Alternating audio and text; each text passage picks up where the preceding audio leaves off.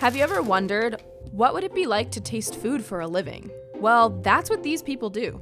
They're called sensory evaluators. You might call them taste testers, but they're so much more than that.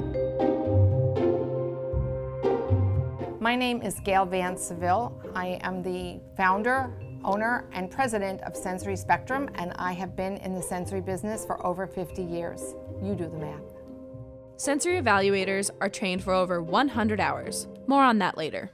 They evaluate the texture, flavor, or fragrance of a product. From toilet paper to chocolate to cheese, they test it all. Why do sensory evaluators do what they do? Very often our job is to look at prototypes with some ingredients substituted so that we can tell the product developers, yes, you are safe making this in the place of your current product and still having the same sensory properties.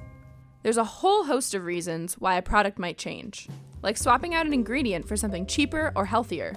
Take, for instance, Kraft mac and cheese. Remember when they changed to all natural ingredients? No preservatives or artificial dyes, but the flavor stayed exactly the same. Boom! Thank your sensory evaluators.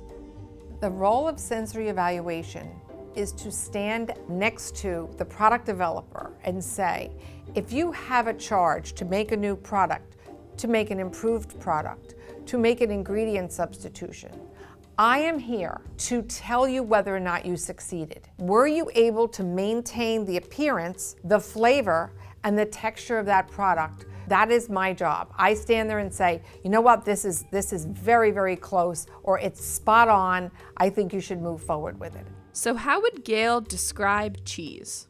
Cheese. There's either sheep, cow, or goat dairy, so there's milk, and then there's milk fat, and then there are the fermented notes that are in the milk. So let's take cheddar cheese, which is a cow milk cheese that has milky notes, milk fat notes, nutty notes, skunky notes, sometimes fecal, or as we like to describe it, the technical term, poop. And it actually belongs there when you have farmhouse cheddar cheeses from England or Scotland or Wales or some places in Australia. You will have a fecal note that belongs there. And then you also will have potentially some fruity notes as well, and salty, sweet, sour, and bitter. And then you have all the textures, which is the hardness and the melt and the chewiness or cohesiveness and how fast it disappears in your mouth and whether or not it leaves a fatty film. To evaluate a new or altered product, they gather a panel. Each panelist is handed a sample, in this case, pasta sauce. They'll taste the sauce and evaluate its flavor, texture, and smell. Then they rate each attribute on a scale. Bitter? 0. 0, 1, 0, 2, 0, 1. There's an entire book of terms to describe different foods. Gail wrote it.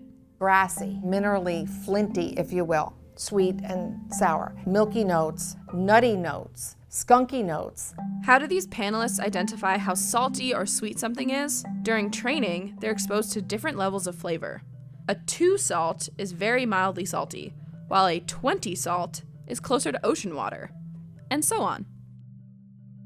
Panelists learn these until they're second nature. The whole idea of being a great panelist is to never think about what you're doing. Just do it, like a hockey goalie. Just catch the puck. You're no longer mentally processing. When I taste, I literally feel like the sample goes into my mouth and then the sample tells me about itself. How has this training affected sensory evaluators in their daily lives? I'm not a normal consumer. I am not normal.